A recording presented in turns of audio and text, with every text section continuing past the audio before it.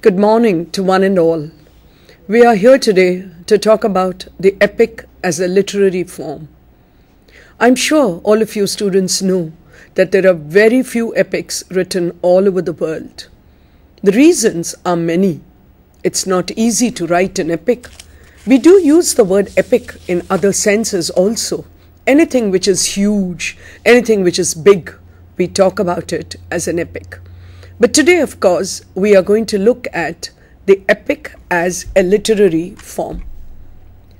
When we talk about literary forms, we know that there could be prose and there could be poetry. And when we talk about poetry as a literary form, look at the slide, my dear students, and you will see that poetry can be either narrative or lyrical. You know the lyric has great musical qualities, and narrative poems tell stories. Within the narrative poems, you could have a ballad, which is a story of long time ago, talking of heroism, talking of love, chivalry, valor. You could have satire, like the satires of Pope and Dryden, and satires written much earlier and still being written. And of course, you could have the epic. So the epic basically is a literary form which is narrative by nature. What is an epic? It's very difficult to define an epic because an epic has so much within it. An epic is a big work, is a long work. What does it contain? Different ages have attempted to give different explanations, different definitions of the epic. One very obvious thing is that it is a poem which includes history. What do we mean by history? The history of the region, history of the race, history of the people, history of the country, history of the civilization. All that comes within the purview of an epic. An epic, my dear students, is a work of art, as someone has said, surpassing the dimensions of realism. What do we mean by that? We mean that an epic has a lot of imagination. Of course, there is realism because the story is basically something that has happened, maybe a long time ago. But it goes beyond that and includes within it the imagination, the ability for storytelling, the ability for adding bits and pieces out of the writer's own imagination. It also is, according to some critics, the epic is a book of the tribe. What does that mean, my dear students? We are using the word tribe in a very general sense. What we mean is a race. What we mean is a people who are bound together by certain common traits. You know, it's like talking about the collective unconscious, which Jung was to talk much later when he talked about the myth. But here, I'm not talking about the myth. I'm telling you about the epic. It's a book of the tribe. That means the stories that one comes across in an epic are necessarily related to the events and characters with whom the tribe is familiar. The characters of an epic necessarily belong to the same place, to the same culture, to the same history as the place where it is written. And therefore, we call it a book of the tribe. There is in an epic also nostalgia for glories of the past. No one writes an epic about the events of the present. Epics all over the world have been written about glories of the past.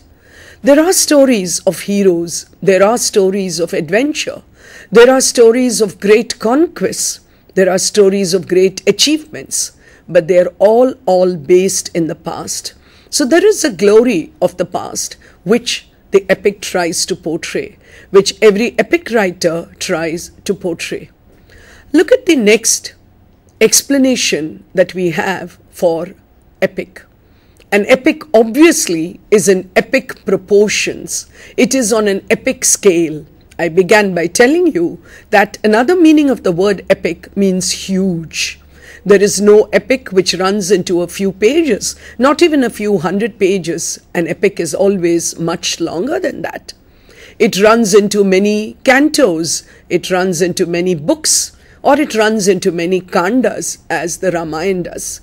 So, when we talk about an epic, we have to remember that it is something which is common to the tribe, that it talks about the glories of the past, that it is about the history of the region, that it has, in addition to realism, a great deal of the imagination of the writer too.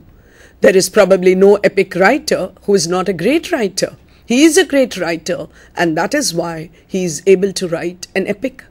Two names that would immediately come to your mind would be Homer and Milton, since I'm talking about Western epics. But we shall also look at the Indian epics in due course. Look at your slide again, my dear students, and you will see that we are talking about the word epic and the word classic. A classic work of literature necessarily is a great work of literature. But remember, my dear students, every classic is not an epic, but every epic is certainly a classic. Because the word classic means a great work of literature which has all the classic characteristics. The characteristics that one associates with classical antiquity, with classical greatness. And therefore, every classic is not an epic, but every epic is necessarily a classic. Look at the last point on the slide, and I want you to understand that there is a difference between what we call a primary epic and a secondary epic. To make it clear to you, a primary epic is necessarily an oral epic.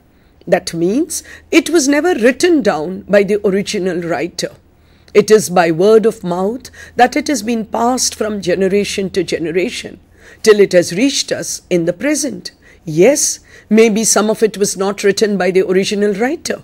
Yes, maybe there have been changes in between. But what really happens here is that it is an oral tradition. That means it is passed down from generation to generation. In contrast to that, my dear students, we have what is called the secondary epic or the literary epic. The epics that I'm going to talk about at length today will be the second kind, that is the literary epic.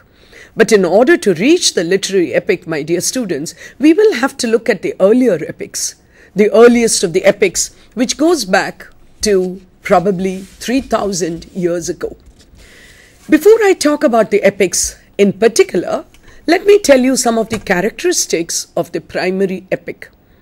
Let me repeat that for you. The primary epics are what are called oral epics, or epics which have not been written down by one known writer. And that is why we call it an oral epic. What are the general characteristics of these primary epics? You always have a central figure, a heroic character, somebody who is almost capable of superhuman action. The actions that he is involved in do not seem to be possible for ordinary mortals like you and me, which means the main character, I would not like to call him a protagonist because he's much more than that. He is the hero, he is the superhero maybe, and he is endowed with superhuman characteristics, qualities, abilities, strength, prowess, valor, all of that. And what does he do? What is the story about? The story is about a perilous journey. Peril, you know, is danger. A journey which is filled with dangers. Not an easy journey, because he might have to encounter monsters. He might have to encounter dragons. He might have to encounter animals that he has never seen or heard of. He might have to encounter nature in all her fury. And so, it is a long story of a perilous journey and lots of adventures. And when you have adventures, there are bound to be misadventures. What do we mean by misadventures? The hero, the superhero, the heroic character, is not successful in everything that he sets out to do. There are lots of failures. There are many instances where he is defeated. But the important thing is, he never says die. And therefore he gets up and he goes on with his adventure to face another danger, to face another monster, to face another fury of nature, but he goes on and on. Another common characteristic of every primary epic that we can see all over the world is that there is a strong supernatural element. That means that the wars that are fought, the adventures that are taken, the perilous journeys that he undertakes always have the interference or the assistance of supernatural beings. In mythology, whether it's Greek mythology, Roman mythology, or Indian mythology, you know that the gods and the lesser gods certainly take sides. So if there is a war between two people, between two races, between the Trojans and the Greeks, you will find Aphrodite on one side and Athena on another side. But I'll come to that in greater detail a little later. In the primary epics, we also see there is repetition. I already began by telling you that this is an oral form. It has not been written, which means groups of people are sitting around and listening to the story. How much can your mind store? How much can you remember? So the storyteller, in some cases the writer himself, or in some cases the bards or later generations of storytellers, what do? They repeat. There is a repetition of passages, very often narrative passages. So if there is great action, if something fantastic has taken place, then you will find that there is a repetition, because the storyteller or the writer wants to emphasize, wants to ensure that the listener does not overlook, does not forget, does not fail to realize the importance of these passages, these actions, these narrative events. In every primary epic, there are digressions. You know what a digression is? If you're going on a road and you see a board which says diversion, that means you go off the main road, but a little later, because the road is under repair probably, a little later you come back to the main road. A digression is like that. That means the writer moves away from the main story, probably to tell us another story, probably to tell us something about a moral, probably to give us a lecture on a particular quality, on a particular virtue that he wants to emphasize. So digressions are very important, but remember, every writer, every storyteller from the digression comes back to pick up the thread from where he had left it and to continue with the main story. There is another word which you might have come across, my dear students, somewhere from your FY to your MA final. Whenever we talk about literature, we talk about figures of speech. Whenever we talk about figures of speech, the first two that we always mention is the simile and the metaphor. For those of us who are more familiar with Hindi and Gujarati literature, let me say, I'm talking about the Upama Alankar. This figure of speech, or these figures of speech, both the simile and the metaphor, are very important. Remember that they have become a part of our everyday language too. Who doesn't talk about as hot as fire, as cold as ice, as white as milk? Who doesn't? All of us do, which means similes are something which are very, very common in everyday language. The metaphor, of course, is a little more difficult than the simile, because the words like and as disappear. And instead of saying she is as beautiful as a rose, we say she is a rose. And we all do know what we are talking about. We do know that we are talking about the beauty of the rose when we talk about she is a rose. But what I'm going to talk about now is about the epic simile. Similes which are there in epics are not necessarily epic similes. An epic simile, which is also called a Homeric simile, because Homer used it and much later Milton used it in the English language, is a simile which is a long drawn out simile. That means the comparison begins, but the comparison is not one phrase or one line. The comparison goes on and on. sometimes to 10 or 20 lines, and sometimes to 2 or 3 pages. That is what is an epic simile. We shall see examples of it when we look at Paradise Lost a little later in this lecture. Look at your slide again, my dear students, and you will notice that the last point on this slide is the lofty tone that one finds in an epic. A lofty tone is a high tone. Remember, when Aristotle talked about tragedy and comedy, he pointed out to us that the tragedy has to have a loftier tone than the comedy. The comedy can have ordinary characters, but the tragedy has to have characters of high birth, of high position, people who affect more lives than just their own or their families. It is in the same context that we talk about the lofty tone of the epic. The epic is not about ordinary people. I've already told you that it is about superhuman human beings. And therefore the tone of the epic is also much loftier than you would find in any other poetry in any language. Look at the next slide, my dear students. Before I go on to talking about Western epics, I think it would be a good idea for us to quickly look at the epics of India. It is interesting to note that it is very, very difficult to give a time span, a time frame to our epics. There are theories which place the epics, the Indian epics, somewhere around 4000 BC. There are others who place it around 2000 BC, and there are others who would come down to AD. So it's very difficult.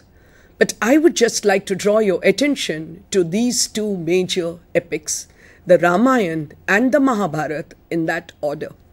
We know who the writers are. We know the stories that are associated with the writers. We know why, when and how Valmiki wrote the Ramayana. We know how Vedvyas and Ganesha and Saraswati were responsible for the writing of the Mahabharata. I've already talked about the period, which is anywhere between 4000 BC and 1 AD. We know about the language. The language was one of the oldest languages in the world, written in the Sanskrit language. The language is lofty, my dear students. But what I want you to remember is that though we say they were written, they have not come down to us in the handwriting of either Valmiki or Vedavyas. And therefore, they have come down to us finally in the oral tradition. And hence, a major danger, which is always there in any oral tradition, is the question of interpolation. What does the word interpolation mean, my dear students? It means that additions which have been made by later writers, by later generations, to the original piece of work. How do we come to know about it? There are critics. There are schools of criticism which look into this entire question of interpolation in all ancient literature. On the basis of what we know about the original style of the writer, the original language, the original grammar and vocabulary as it existed when it was originally written, we draw conclusions that a particular passage, a particular phrase, a particular word, and sometimes even a particular character or a particular event is an interpolation. This happens because of many reasons. They could be historical, they could be political, they could be social. But interpolations are something which do exist in all ancient oral literature. I want to draw your attention to the fact that for the Indian epics, we have a number of translations. But as one critic very beautifully put it, the earlier versions were not translations, but they were versions. And therefore, if you think of the Ramayana, the Valmiki Ramayana, as the original or the primary or the first Ramayana, you then have somebody writing the Ramcharitmanas. You also have somebody writing the Kamba Ramayana. And therefore, we see versions and versions of the epics. This is essential because in every age, the story is being told afresh. The story is being told anew. The story is being told in a different space and time. This is about our epics with which you are familiar before I go back to the Western epics. Look at the next slide, my dear students, and I'm talking about the epics of Europe. The earliest known epic of Europe is considered to be, I can say, Gilgamesh, which is a Sumerian epic and which is placed somewhere around 3000 BC. Do you understand what that means? It's about 5,000 years old. I have for you some pictures of war. This is modern war. I just want to give you an idea that this is how modern war is fought. But the ancient wars, my dear students, were very, very different. Gilgamesh, which is a Sumerian epic, deals with the achievements, the conquests, the prowess and the valor of a king of the same name. The next epic that we have, which is an English epic, considered to be one of the earliest available books in English, is placed in the 10th century AD. Is placed in the 10th century AD. Beowulf is the hero, and we are told about his adventures, how he fights with monsters like Grendel and his mother, and what happens and how he manages to defeat them. We then have the Song of Roland, which is placed at around 1100 AD. We then have, of course, the Iliad and the Odyssey, about which I'm going to talk in detail. We have Virgil's Aeneid. We then have Pharsalia by Lucan. We have Tasso's. These are much later, my dear friends, and they were written in different languages. Please remember, I'm talking about the epics of Europe. I'm not talking about English epics, because other than Beowulf, the first English epic is yet to be written by a very well-known poet of the Puritan age. But I'll come to that in due course. So I'm talking about the epics of Europe. These are the epics that we have, which began sometime in 3000 BC and have come down to the present when I'm going to talk about Matthew Arnold of the Victorian age. So when we look at all these epics and when we look at the Indian epics, we ask ourselves, where is the English epic? The English epic is to be written, yet to be written, in the Puritan age. But before that, I do want to talk to you about two important epics written by the poet Homer. The Iliad and the Odyssey. The hero of Iliad is Achilles, and the hero of Odyssey is Odysseus. There are two pictures on the right-hand side of your slide. The one at the top is the Puritan poet I've been talking about, whose name I've not yet mentioned, but I'm sure all of you know that the first English epic in the English language as we know it today was written by John Milton. The second picture there of a much older person, of an earlier generation, as you can see from his hairstyle and his beard, is the poet Homer. It was believed that he was a blind poet, but then these are legends and we have no proof of it. It is also believed that he was an Asiatic Greek. It is believed that he lived sometime in the 5th century BC. But there are many writers who place him somewhere in the 10th century BC. One doesn't know when exactly he lived. But we certainly do know that he wrote two major epics, the Iliad and the Odyssey. Let me talk about the Iliad for a couple of moments with you, my dear students. The Iliad is the story of the great Trojan War, the war between the Greeks and the Trojans. Both of them were powerful races. Both of them were proud of their culture and civilization. But the story goes that Helen was kidnapped, or she went of her own accord, and that set the war into motion. The war lasted for 10 years. Remember, periods of wars was much longer in those days, when hand-to-hand combat, single combat, face-to-face combat was very common. not like the wars of today, where you can drop bombs from above. Today's wars, fortunately, last for a much shorter period. But the Trojan War is supposed to have lasted for 10 years. And in the Iliad, Homer is only talking about the last year of the 10-year war.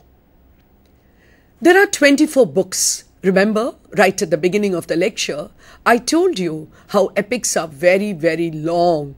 And therefore, you have 24 books of the Iliad. What kind of characters do you have? What kind of events do you have? You have war, you have battles. I want you to understand the difference between a war and a battle. A battle is an individual event within a war.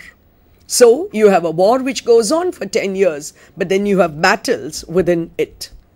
You have the intervention of the gods, and it's very interesting how beautifully Homer talks about it. You know, somebody shoots an arrow, but then the person whom the arrow is supposed to hit has a god who is going to protect him.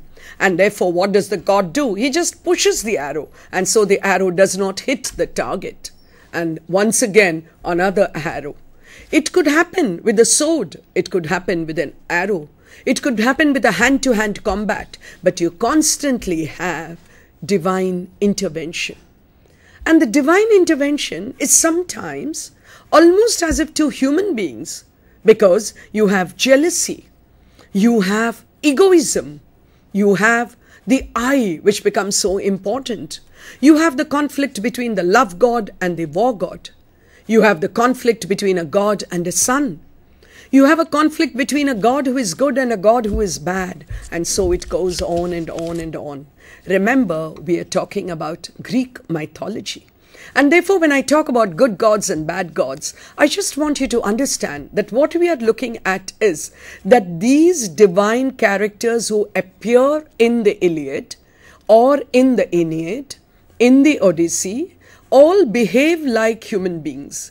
I call them gods because they are heavenly creatures. But their intervention is almost as if it is human beings are interfering in the course of events. Another very interesting thing about the Iliad is that the war is described in such great detail, I've already told you. But then you have celebrations. For example, you have games, you have sports, you have feasts. When Priam goes to visit Achilles after his son Hector has been slain. And that is one of the most touching scenes in the entire Iliad. When Hector's body, Hector was a great hero. He was a noble soul.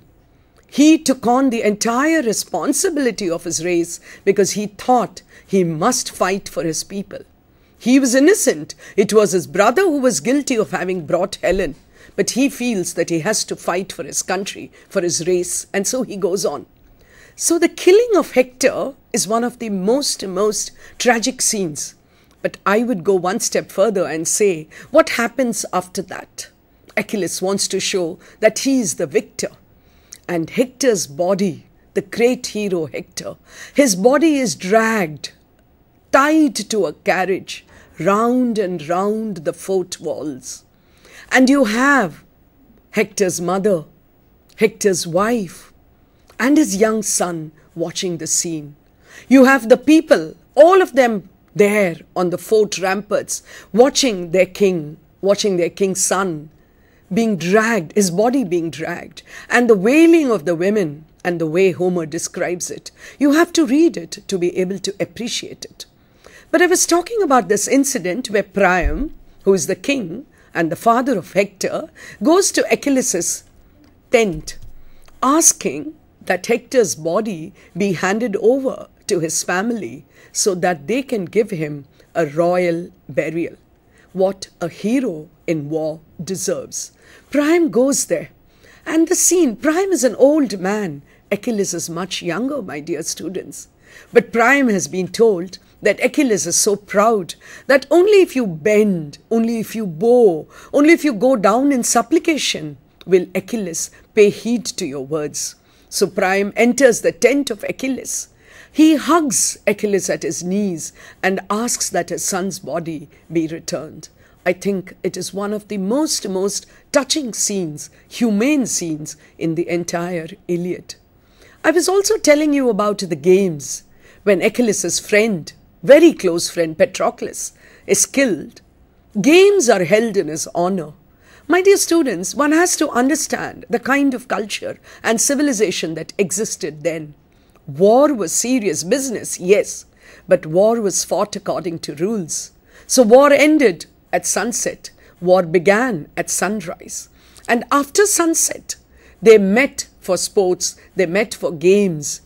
They met to talk about, to discuss events which were important.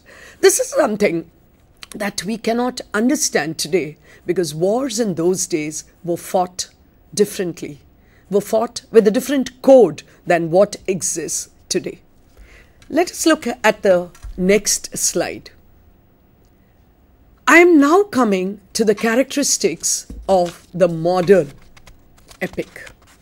The modern epic, when I say epic in the English language, and I have taken some of these phrases from Chambers' Encyclopedia. These are terms which, my dear students, you have to be familiar with if you want to understand the epic as a literary form. I've already told you about what the epic is about, what the story is, who the characters are, how the tribe knows the story. And that is why no epic begins with once upon a time. No epic begins at the beginning. All epics begin in media re. What does that mean? It means in the middle of action. It means in the middle of action. That means something has already happened before and something is going to happen after. But because the events and the characters are already known to the listeners or to the readers, what does the writer do? He begins right at the middle of action.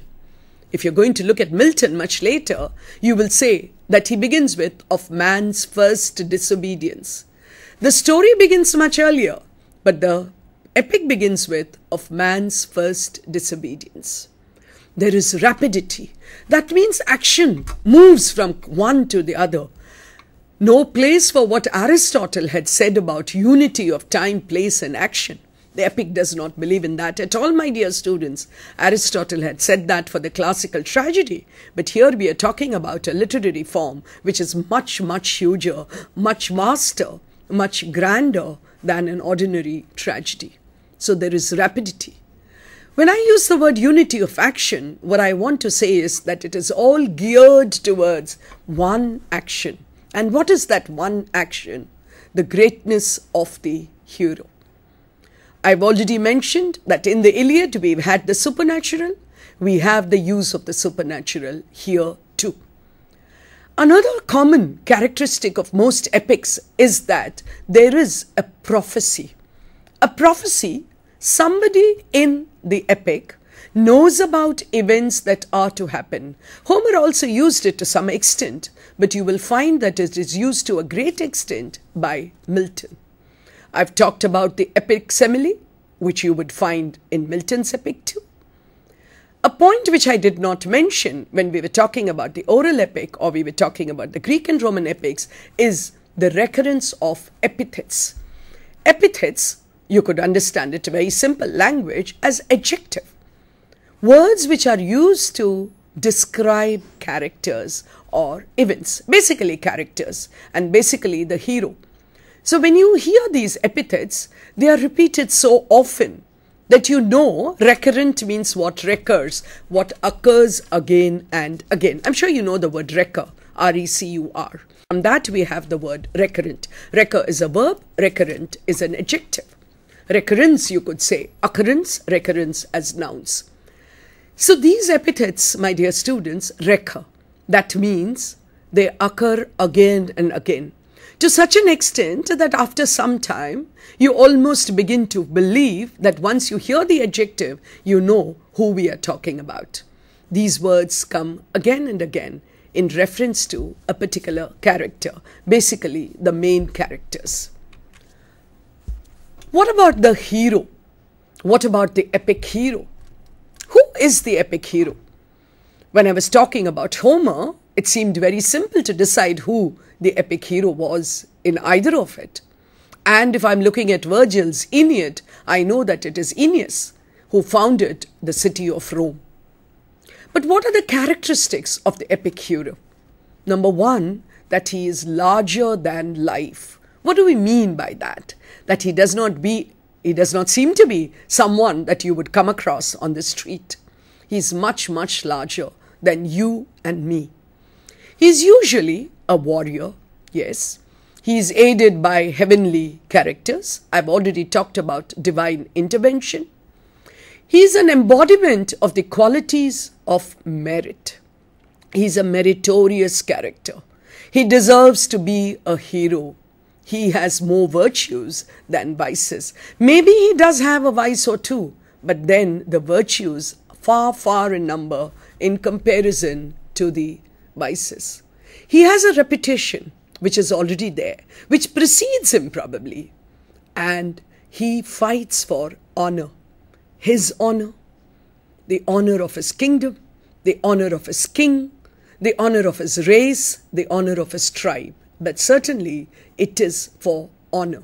He shows prowess, he shows ability, he shows courage, he shows strength, he shows bravery. All these words are encompassed in one word, prowess. He has a personality which it is necessary for him to maintain, which means a hero does not fall. I talked to you some time back about Hector being killed by Achilles. I talked about his body being dragged around the fort walls. But my dear students, that does not in any way reduce the greatness of Hector. He remains to be a great hero, even though he is dead, even though his body is treated badly. Let us come to the first well-known epic in the English language. I mentioned Beowulf, but remember, Beowulf is in Old English. And I'm talking about an epic which is considered to be the first epic in the English language, which was written by John Milton, the well-known Puritan poet.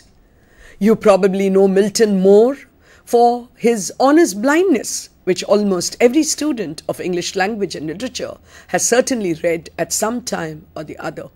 The sonnet that he wrote when he became blind halfway through his life. The sonnet in which he talks about the talents and wonders what answer he would give to God. And that beautiful sonnet which ends with, "They also serve who stand and wait." It is that same John Milton that I'm talking about, who wrote Paradise Lost. And of course, later he wrote Paradise Regained. Paradise Lost consists of 12 books.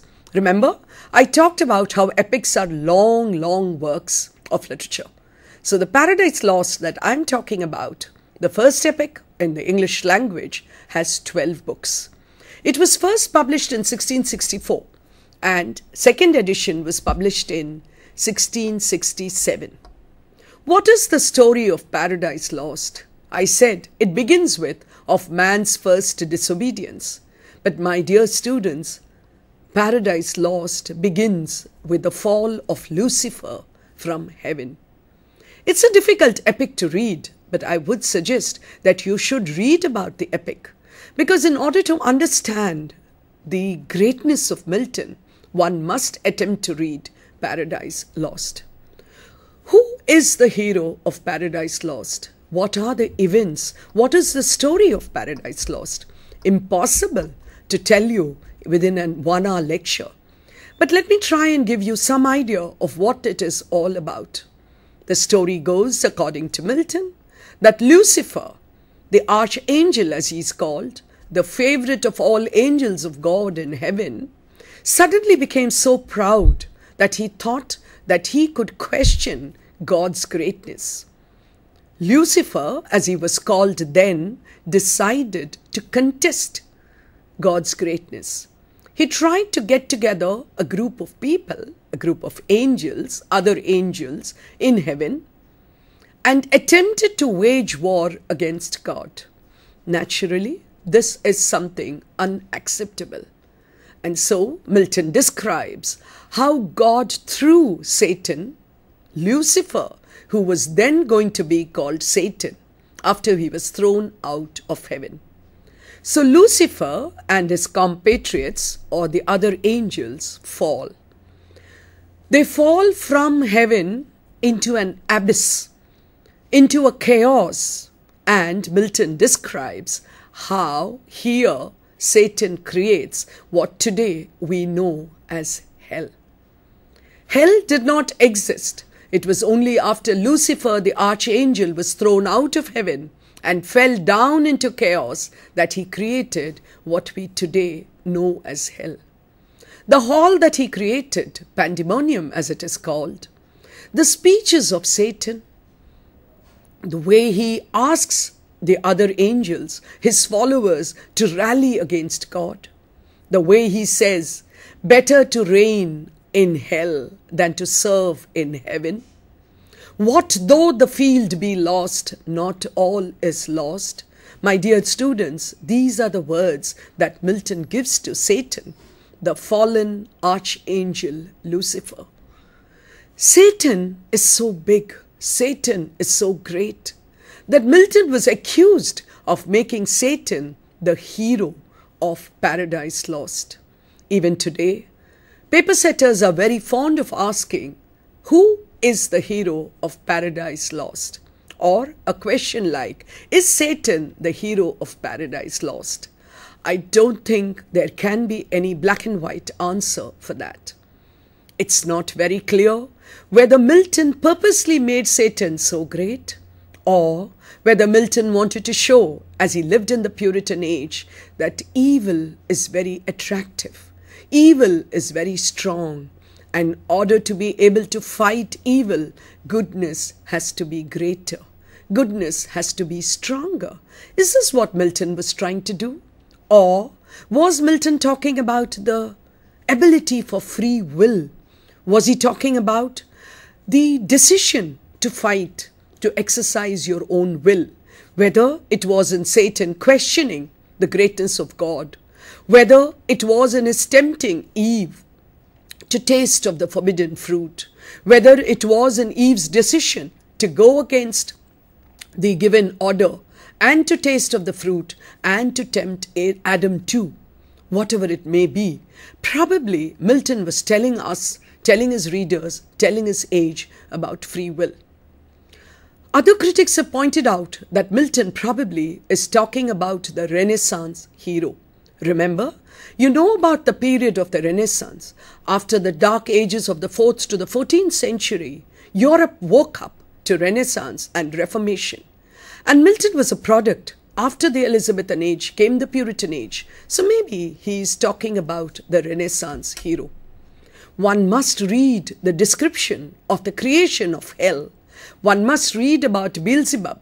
One must read about Satan's exhortations to his followers to understand the beautiful language, the strong language that Milton is able to use. Milton's Paradise Lost too abounds in similes, as I've told you, the epic similes, the Homeric similes. You find a lot of them. Look at your slide now. The next epic in the English language, which I would very quickly like to mention, is Sora and Rustam by Matthew Arnold. I'm taking a big leap, my dear students, from the Puritan age to the Victorian age, having bypassed ages like the Neoclassical age, the Romantic age, etc. And coming to the Victorian age, where you have Matthew Arnold, 1822 to 1888. You probably know Matthew Arnold as a critic. You certainly know him as a poet. Many of you might have read Dover Beach, the beautiful poem where he talks about the shingles on the sea. It is this Matthew Arnold who wrote Sora and Rustam, which was based on the Shahnameh of Firdaus, which is an old story, but to which Matthew Arnold gave a modern version, a poem written in the Victorian age. And one beautiful simile that one must remember when one thinks of Sora and Rustam is when he talks about how the father watches the son dying And the epic simile goes on and on about how a mother eagle watches her little one falling out of the nest, seeing it die, is not able to do anything. That is the story of Sora and Rustam. And that eagle, mother eagle and the baby eagle, is one beautiful epic simile that we see in Sora and Rustam. When one talks of the epic, one cannot but forget to mention the mock epic. You know what a satire is, my dear students? You know what it is to satirize, what it is to make fun of. And usually when one talks of making fun of, there could be one where it is rude, cruel, vindictive, where you want to laugh at the other person and make the person feel small. But there is another kind of satire which I think is very positive, where you want to help the person correct himself or herself. That kind of satire is a kind of satire which one finds in some of the essays of Addison when you look at the periodical essays of the neoclassical age. But let me now talk to you about the mock epic. The mock epic is a very special kind of literary form. It is not mocking at the epic. My dear students, I don't want you to misunderstand the word. It is not mocking at the epic, but it takes an event which is very, very ordinary, which is very simple. It's like breaking a butterfly on a wheel. That is what is said about a mock epic. So a mock epic takes a very small incident and makes it sound so important, gives it epic proportions in order to make fun of it. One of the earliest of these is a work called Battle of Frogs and Mice. I'm sure you've heard of that. The Battle of Frogs and Mice, I have been talking about epics. I've been talking about the battle of the Greeks and the Trojans. I've been talking of the battle of Rama and Ravana. I've been talking of the battle of the Kauravas and the Pandavas. And now I'm going to talk to you about the battle of the frogs and mice. My dear students, I'm sure you can understand what a mock epic it is. We also have Macflecknoe and Dunciad. No time to talk about it, but Macflecknoe by Dryden and the Dunciad by Pope deal with poets who are useless, but who want to reign, who want to consider themselves to be great poets. But let me talk to you for a couple of minutes about the Rape of the Lock. One of the best known mock epics, I repeat, in the English language, written by Alexander Pope. Maybe some of you have heard about it. A very simple story, the Rape of the Lock. The lock, my dear students, is a curl, is a little bit of your hair, which was cut off from Arabella Fermor by Lord Peter, both very well-known families in London at that time. Arabella was so angry, and so was her family, that it was decided that there was now a royal war raging between Peter's family and the family of Arabella. And so Pope was asked to write something in order to bring the families together. He wasn't asked to write, he was actually asked to do something. But being the poet that he was, he decided that he would write something. And what he wrote is the poem that we call today The Rape of the Lock, in which Belinda is a beauty surpassing all beauty. Maybe beauty surpassing that of Helen of Troy. Was this the face that launched the 1,000 ships and burnt the towerless stars of Ilium? Maybe a beauty like that. Every small incident in Belinda's life, her toilet scene, the way she gets ready to meet her friends at the party, is compared to Achilles getting ready for the war. And therefore you can understand how the mocking goes on and on all through the poem. That is the mock epic. Why did I bring in this literary form? Because I want you to understand that the epic is a very, very difficult literary form. But there are writers who have attempted to write mock epics bringing in all the characteristics, including the muses, into their poems, and having all the characteristics of the epic, but in a tone of mockery, in a tone of satire. My dear students, 1 hour is too short a period to talk about a form as great as the epic, a form as difficult as the epic. What I've attempted to do is to give you a short history of the epic as a literary form, not only in the English language, but the epic as a literary form all over the world. Talk to you about what is considered to be the most important of the epics in the Western world, given you a little idea about the 2 great Indian epics, brought you to an epic which you are likely to study as part of your English literature course, which is Paradise Lost, talk to you about the various definitions and the various characteristics of the oral epic as well as the literary epic. And in this way, what I've attempted to do, my dear students, is to whet your appetite. It is like just giving you the soup probably, the starter probably, which will take you on to the main course. I hope I've been able to give you some inkling of what an epic can be like, and therefore probably inspire you, encourage you, lead you into the library to pick up a book, an epic, and read it. Read about it and talk about it to see what great literature is all about. I hope you enjoyed this lecture as much as I did in delivering it to you. Happy reading and happy epic reading.